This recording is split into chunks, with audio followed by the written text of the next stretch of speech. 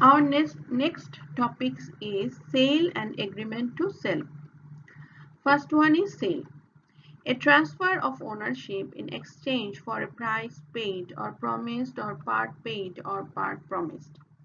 Transfer of ownership is exchange for a price, not in exchange of land or anything else. Passes an absolute interest in the property to the purchaser. The nature of sale is absolute. It is an executed contract. Buyer will be responsible even if the goods are in the possession of the seller.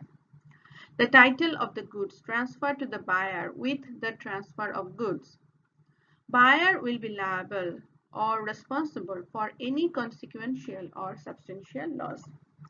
Buyer will get the right to sell the property after transferring the title of the goods. That means sale is a transfer of ownership in exchange for a price uh, against the specific property, and that is an executed contract, and the buyer will be liable for any types of consequential and substantial loss. And contract of sale or agreement to sale is a sale of such property shall take place on terms settled between the parties.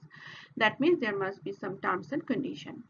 The nature of the contract of sale is a conditional, does not by itself any confer any interest, does not by itself confer any interest to the buyer if it does not create an interest in or charge on such property. The transfer of ownership takes place at a future time or subject to the fulfillment of a condition. That means condition is one of the important part for a contract of sale.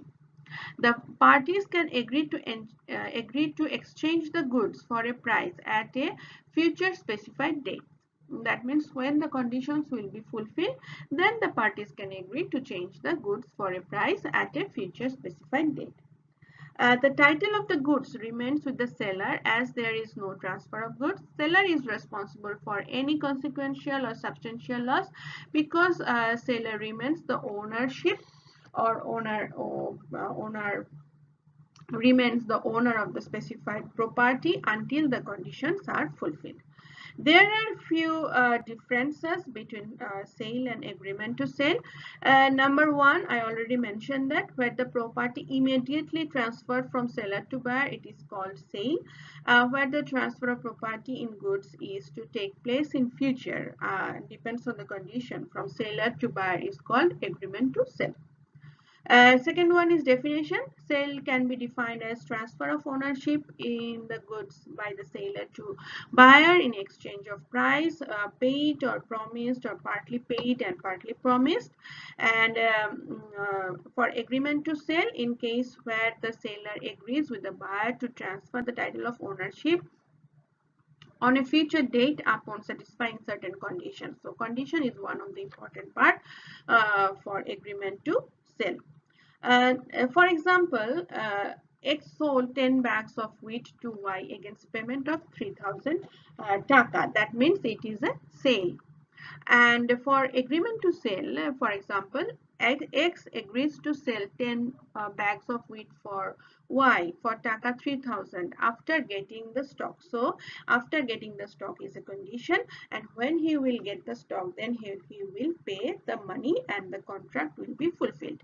Again, if X agrees to sell a land to Y for taka 3 crore and another 2 katha land, then when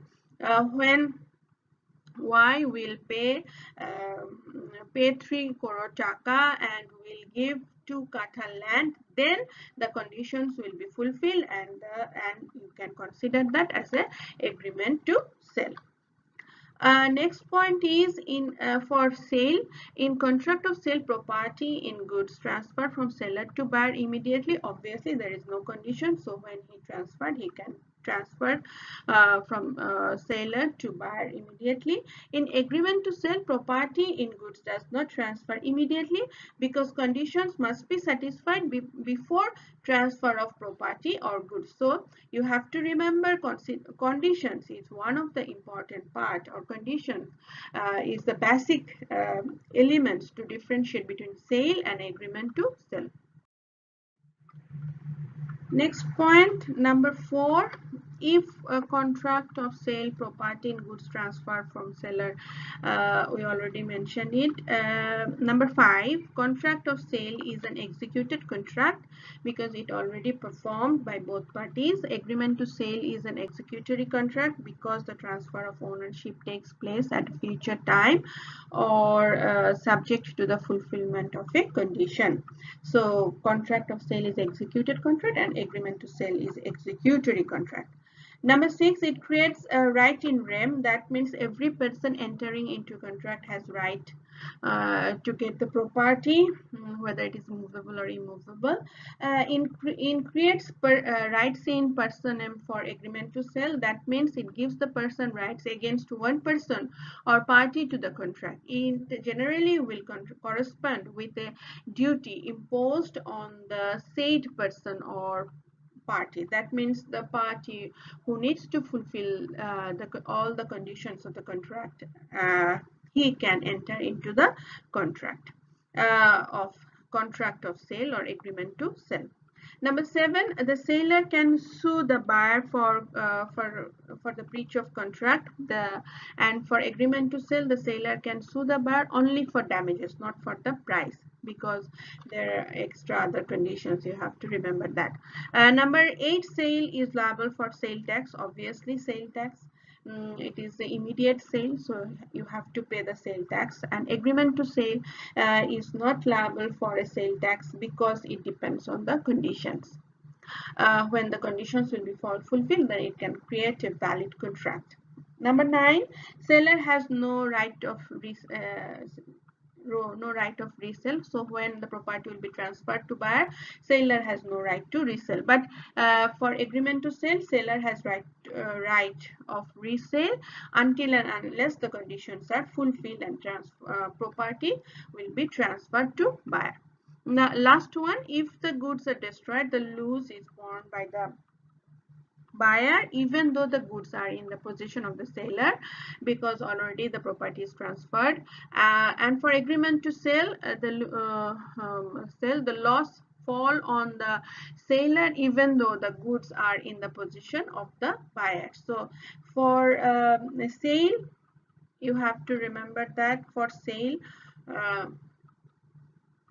it is the buyer who is responsible for all consequential and substantial loss, and for agreement to sell, it is the seller who is responsible because the conditions of the agreement to sell did not fulfill yet and the property did not transfer at that time also.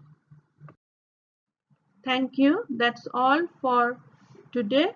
Hopefully very soon we will meet by Google Classroom as consultation hour.